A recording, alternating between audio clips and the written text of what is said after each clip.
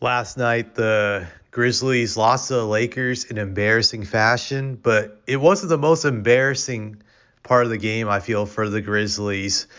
The most embarrassing moment came when they had a confrontation with Shannon Sharpe during halftime. I believe it was the end of the second quarter, and I'm trying to remember what happened exactly. I believe, yeah, now I remember what happened. Basically, what happened was Shannon Sharpe said some stuff to Dylan Brooks, pissed off Dylan Brooks. He said something back to him, and then suddenly Dylan Brooks tried to confront him with several other Grizzly players, and then Ja Morant's dad started chirping. You saw Steven Adams get really emotional, which made me laugh because I'm thinking, where's this tough guy energy when it really matters?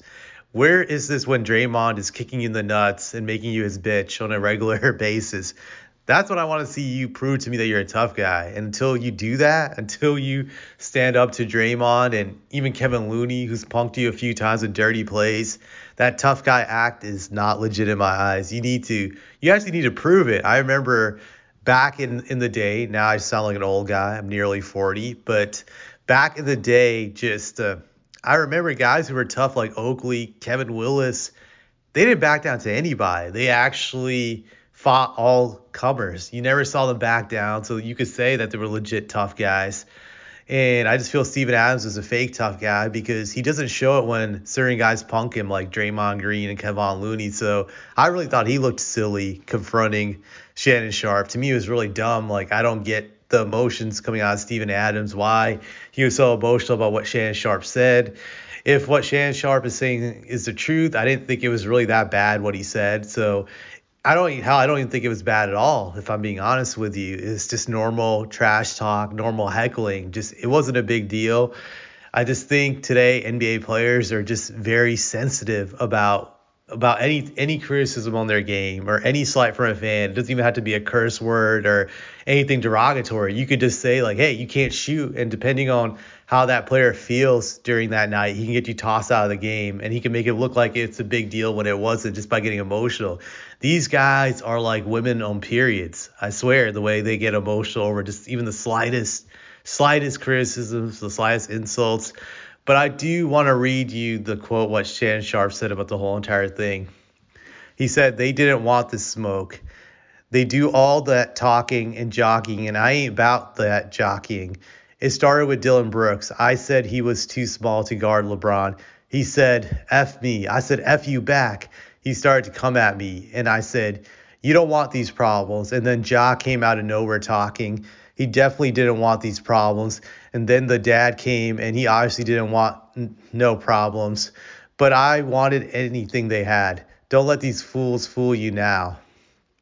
And so I'm going to also read what Ja's father, T. Morant, said.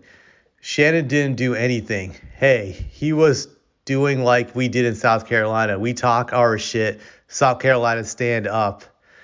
So I find this comical and silly for several reasons. I think all parties look pretty embarrassing in this, including Shannon Sharpe. Shannon, just for being a typical LeBron groupie. This guy is on LeBron's nuts, even more than I feel his wife Savannah is on his nuts. Really, just Shannon has a man crush for LeBron, and I think it's kind of weird because it's understandable when you're a kid or an adult when you worship these guys, you idolize them, but I feel once you get past a certain age, especially when you're much older than these guys, and Shannon is much older than LeBron. He's like 55. LeBron is 38. So it's kind of strange. You're basically worshiping someone who's old enough to be your own son.